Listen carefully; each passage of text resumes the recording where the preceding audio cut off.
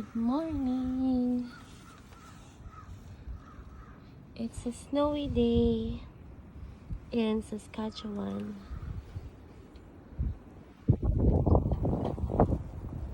There's a blizzard warning and it's a 3 days storm from April 12 to 15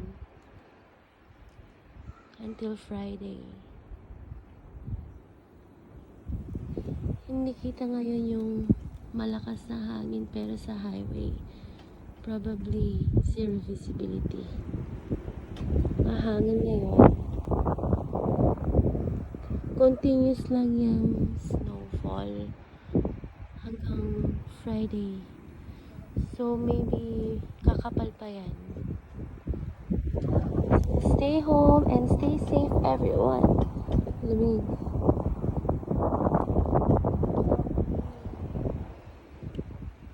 God bless.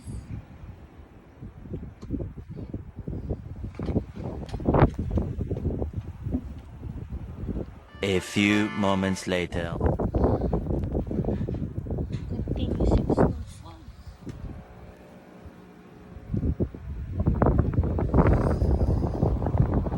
Kita nga yung windmill. Ikot ng ikot kasi sobrang lamig at hangin. Grabe.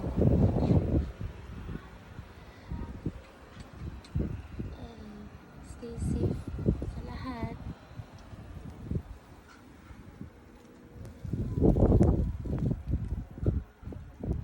Grabe ang hangin. 43 ang hangin ngayon.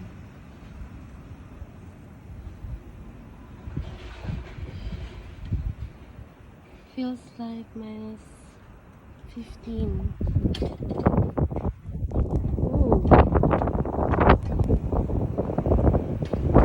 Ayan yung snow. Grabe. Sobrang lamig.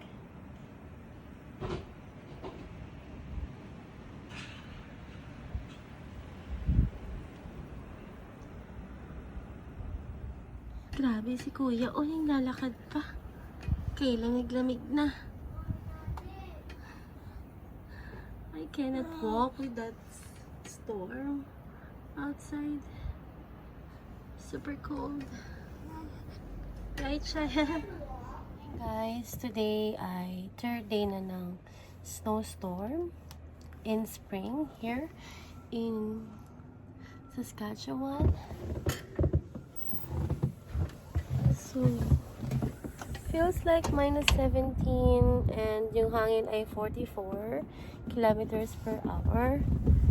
Right now, in our place, it's not that really bad, but maybe in the other place, especially in the highway, is blowing snow and zero visibility.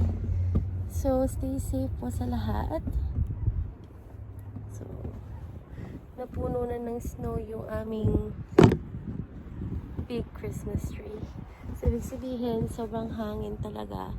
Kaya, nagkaroon ng snow hanggang sa taas. Mahangin pa rin ngayon. Mataas yung snow. So, luckily, this part, hindi namin kailangan siya. But that part, yes. Grabe, oh.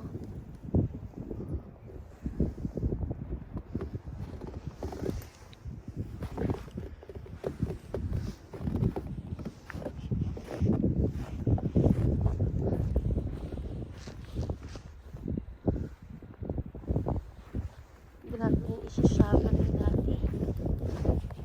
Wala pa nag-i-snowblower, no?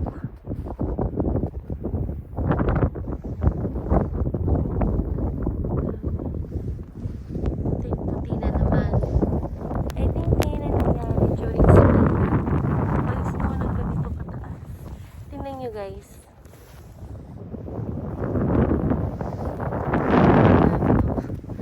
So, let's go to the other page.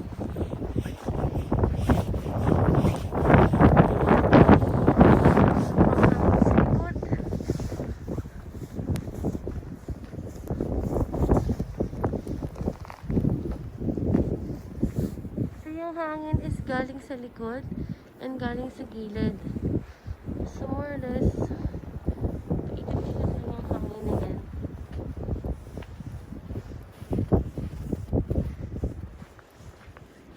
Grabe. Ang dami na namang snow.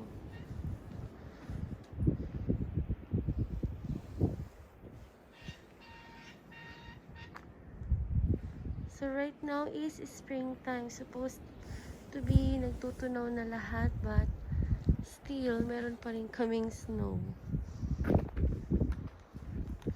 It's kind of weird. Yan.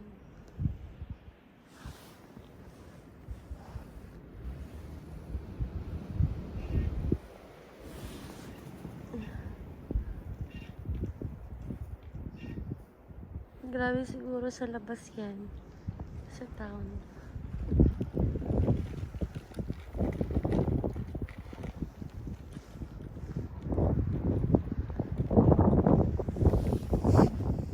Ang lalim na ng boots ko.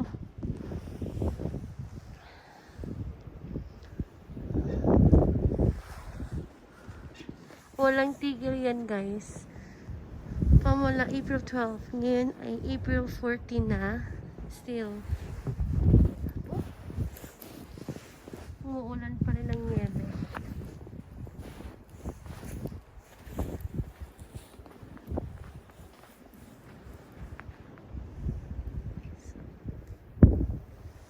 Kita niyo yung hangin doon. Grabe. Ang lakas. Natapunan na ng snow yung garbage namin.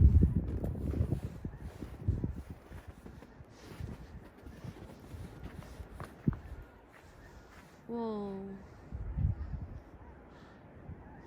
Wala pa nagsha-shovel kasi sobrang lamig.